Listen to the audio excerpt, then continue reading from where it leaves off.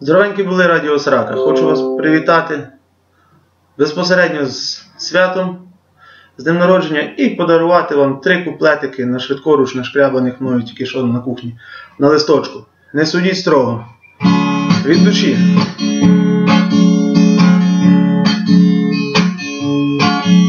Так час біжить, все незамітно, вже рік пройшов, і срака квітне, цвіте вона, як квіти польові, бо квіти ці є вільними в житті.